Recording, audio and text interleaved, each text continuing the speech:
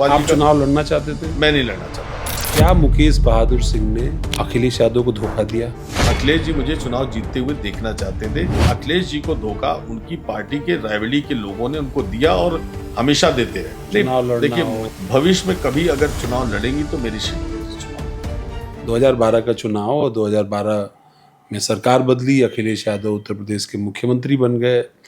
और जब 2012 में अखिलेश यादव मुख्यमंत्री बने, चूंकि आपका समाजवादी पार्टी के लोगों से भी एक दौर में अच्छा उठना बैठना था, आपने सरकार की उस पूरी प्रक्रिया में भी कहीं आपकी भूमिका भी रही, पर आप इतने करीब पहुंच गए अखिलेश यादव के कि अखिलेश यादव ने आपको उत्तर प्रदेश की सबसे वीवीआईपी सीट मानी जाने वाली रायबरेली की सीट से अपनी पार्टी का उम्मीदवार ने बिल्कुल बनाया। और मैं अखिलेश जी के प्रति बड़ा कृतज्ञ भी रहता हूँ इस बात को लेकर के कि उन्होंने मुझे बहुत ही प्रेस्टिजियस सीट से मुझे एमएलसी रिश्ते कैसे बने, कैसे समाजवादी पार्टी में कैसे रिश्ते बने? चूंकि मैं उस समय बसपा से नज़दीक था, तो 2012 का जब चुनाव हुआ तो मेरी कॉन्स्टिट्यूएंसी से, जहाँ मेरा घर गृह जनपद है रायबली, तो सुरेंद्र विक्रम सिंह चुनाव लड़ रहे थे समाजवादी पार्टी के सिंबल पे।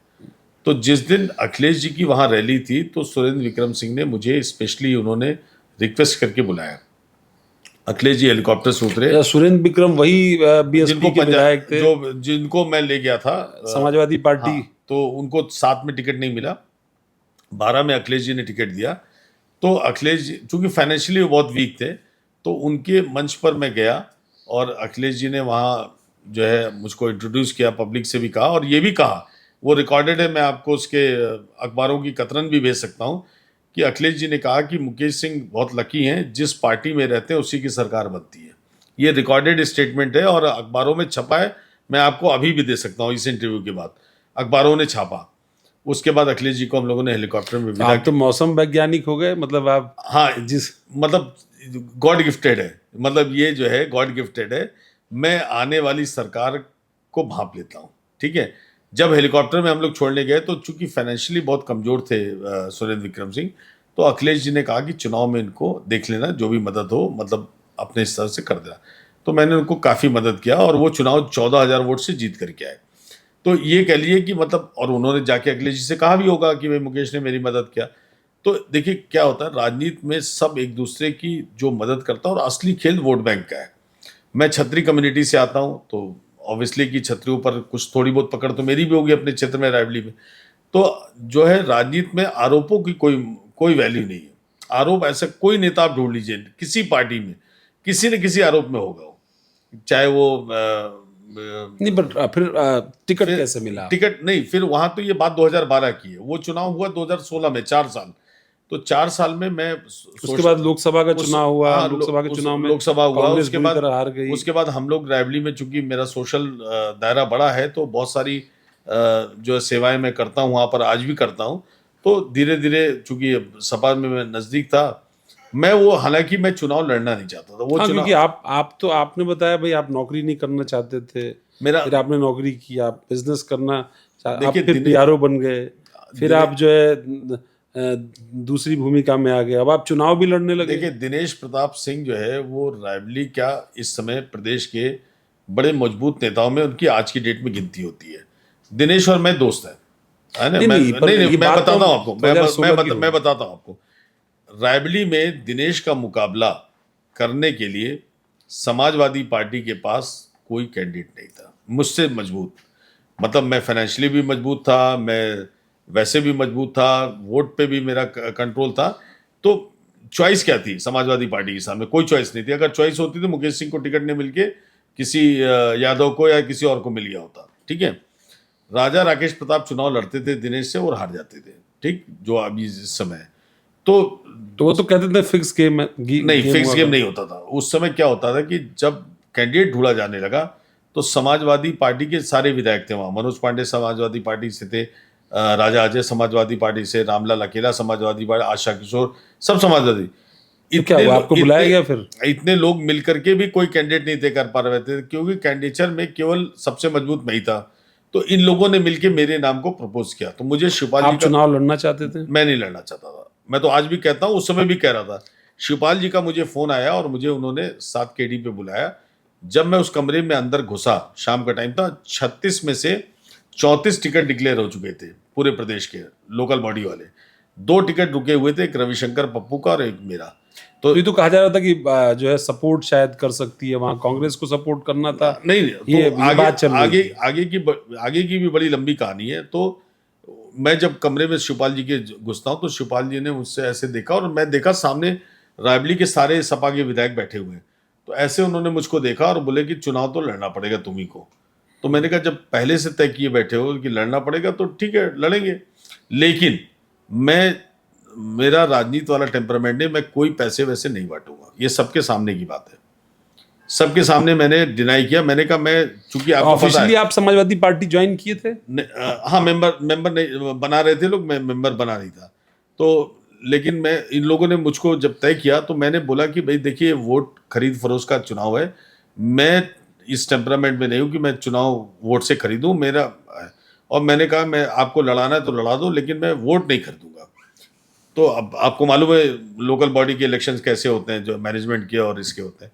लेकिन खैर इन लोगों ने मेरा टिकट उसी दिन डिक्लेयर कर दिया। और पर दूसरा कारण जो था नहीं लड़ने का, नहीं, मैं हाँ, वही मैं कह रहा हूँ कि आपको टिकट दिया, सत्ता की पार्टी ने टिकट दिया। कहते हैं ये चुनाव पूरी तरीके से सत्ता का चुनाव होता है। सत्ता जिसको टिकट देती है वो परिषद के चुनाव जीतता है, लोकल बॉडी वाले। और ये हुआ भी कि उसमें ज्यादातर सीटों पर, या इनफैक्ट कहूँ कि 1-2 सीटें छोड़ करके सारी सीटों पर समाजवादी पार्टी जीती। देखिए, और लेकिन क्या मुकेश बहादुर सिंह ने अखिलेश यादव को धोखा दिया ऐन मौके पर? देखिए, मुकेश बहादुर सिंह कभी किसी को धोखा नहीं देते, ना उन्होंने अखिलेश यादव को तब दिया था, ना कभी देते। देखिए, उनकी अपनी पार्टी ने उनको धोखा दिया, और ये आरोप मैंने उनको बाकायदा अपना जो प्रतिवेदन था चुनाव के बाद दिया। मनोज पांडे जी जो है वो उनको धोखा दे रहे थे, रामलाल अकेला उनको धोखा दे रहे थे, राजा अजय उनको, सारे विधायक उनको जिले के धोखा दे रहे। यानी ये लोग मुझ पर दबाव बना रहे थे कि मैं पैसे इनको दे दूं और ये बांटे, ठीक। लेकिन पैसे बांटने के बाद भी चुनाव मुझे हरवा देते ये सारे लोग। पर ये लोग मनोज पांडे, दिनेश सिंह के दुश्मन, हाँ, और भी कितने सारे। दिनेश सिंह से तो वहां किसी की पट्टी देखिए नहीं, तो राजनीति में मदद किसकी करता? देखिए अवनीश जी, राजनीति में कोई किसी का दुश्मन नहीं है। ये रिलेशनशिप विद कन्वीनियंस होता है। जब भाई मनोज पांडे जी जो है, उस समय भी मेरे से ठीक संबंध थे, बट पूरे टाइम मंत्री थे सरकार में। मंत्री थे सरकार में, और पूरे टाइम अखिलेश की पॉलिटिक्स पर आगे बढ़े, और अखिलेश को अपना दुश्मन बता के सुरक्षा लेते रहे, वो लेते रहे। मैं ओपन अखिलेश सिंह की बात अखिलेश सिंह की बात कर रहा हूं, मैं ओपन फोरम से कह रहा हूं मैं ये बात को, कि ये लोग क्या है, जब इनको जैसी जरूरत होती है वैसा अपना रूप अख्तियार कर लेते हैं।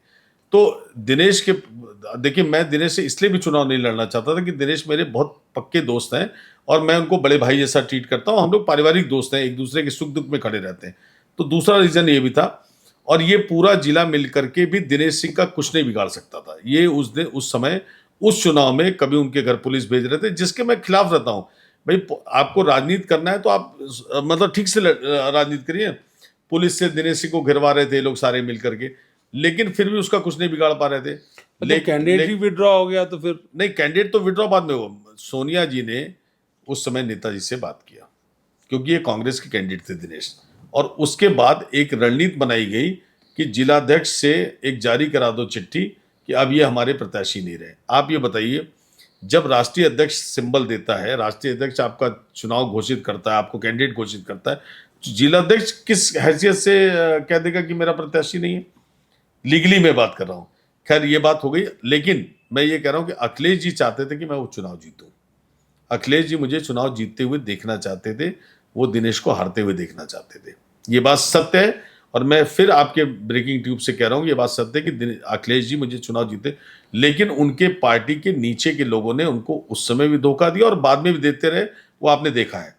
ठीक है, मैं अखिलेश जी से कभी नाराज नहीं था, कभी उनको धोखा नहीं दिया, लेकिन मुझे इस बात का बुरा जरूर लगा कि उन्होंने मुझे कभी भी, जब अगर उन्होंने मुझे चुनाव में हारा तो उनको मुझे भी कोई ना कोई दायित्व देना चाहिए था, नहीं दिया, इसलिए मेरी दूरियां बढ़ने लगी।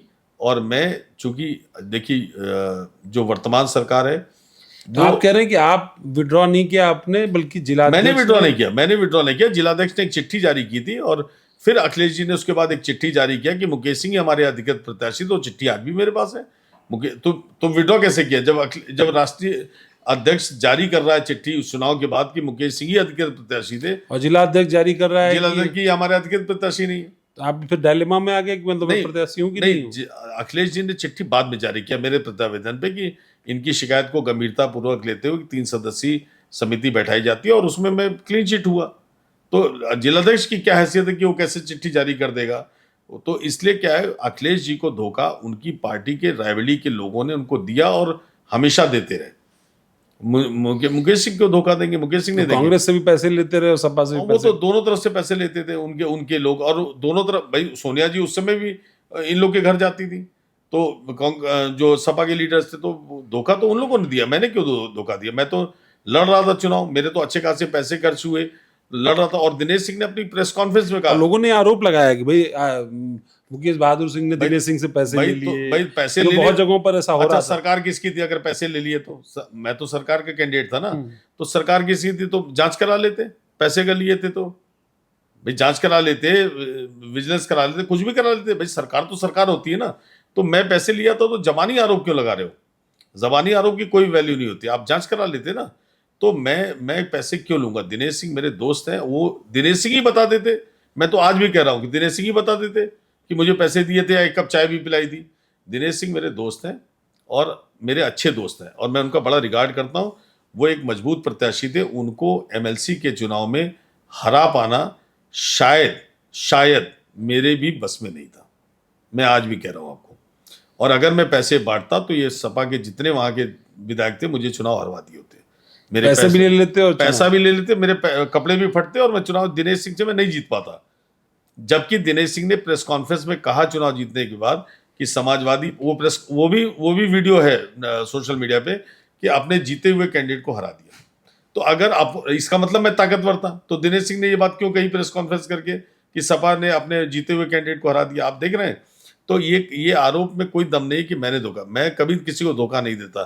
फिर 17 से मेरा रुझान जो है वर्तमान सरकार के प्रति हो गया। मैं इंडस्ट्री को प्रमोट करता हूं, मैं गवर्नमेंट को के साथ रहता हूं। नहीं, पर एक सवाल मन में आता है, रायबरेली अमेठी का आदमी बीएसपी की सरकार बनवा रहा है, बीजेपी की सरकार बनवा रहा है, सपा की सरकार बनवा रहा है। आपके इस पॉलिटिकल यात्रा में ये जो कनेक्शन वाली आप बार बार गुत्थी सुलझाते हैं, इसमें कांग्रेस नदारद दिखती है।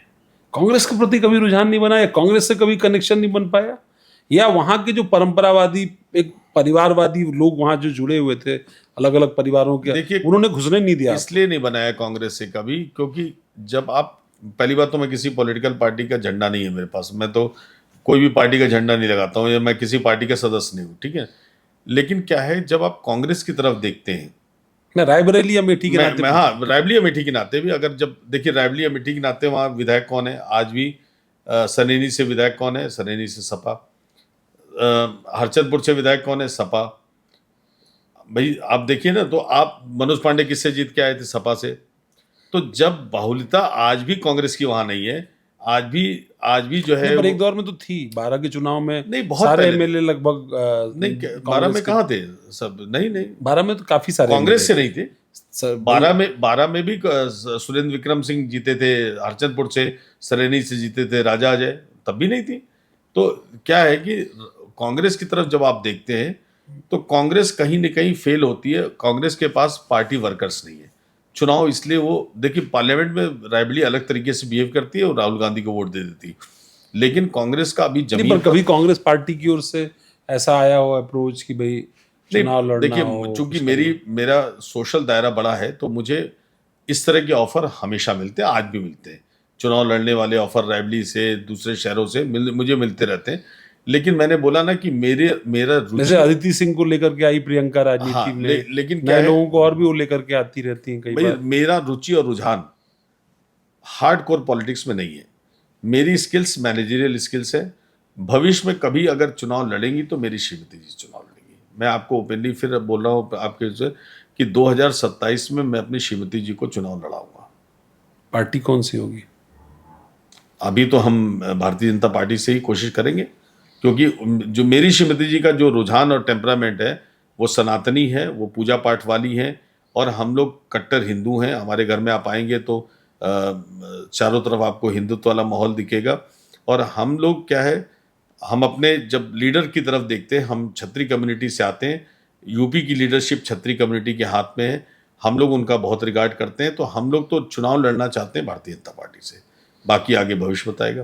पर चुनाव लड़ना ये तय है, चाहे चुनाव पार्टी लड़ना कोई है भी? 2027 में 100% लड़ना है। कहाँ से लड़ना रायबरेली से, है? रायबरेली में कहाँ से लड़ना सरेनी से। है? सरेनी से चुनाव? सरेनी क्या है, वहाँ से अमूमन ठाकुर विधायक ही होता है, ठाकुरों की बोलता है, और मेरा हर गांव में कनेक्ट है। लड़ना हम लोग, चूंकि वहाँ पे जो निर्वर्तमान विधायक हैं वो धीरेन्द्र सिंह हैं भाजपा से, लेकिन भाई क्लेम तो आदमी करता है, हम भी टिकट मांगेंगे वहाँ से, और मांगेंगे नहीं जी के लिए हम चुनाव नहीं लड़ेंगे, हम उनके लिए मांगेंगे। अगर तो मतलब अब तक जो आपने वो प्रबंधन वाले गुण सीखे हैं, हाँ, अब वो तो हम अब श्रीमती जी के लिए प्रबंधन करेंगे, लेकिन चुनाव हम उनको लड़ाएंगे, 100% लड़ाएंगे। और इनकेस अगर वहाँ से कोई व्यवस्था नहीं बनती है तो रायबरेली में 25 साल, लखनऊ में मैं 25 साल से हूँ, रीना को सभी लोग जानते हैं, लखनऊ में भी, तो यहाँ भी हो सकता है किसी सीट से मैं टिकट मांगूँ। तो ये तो प्रबंधन की बात है कि कहाँ से कौन सा टिकट मांगे, लेकिन हम लोग लड़ना चाहते हैं भारतीय जनता पार्टी से।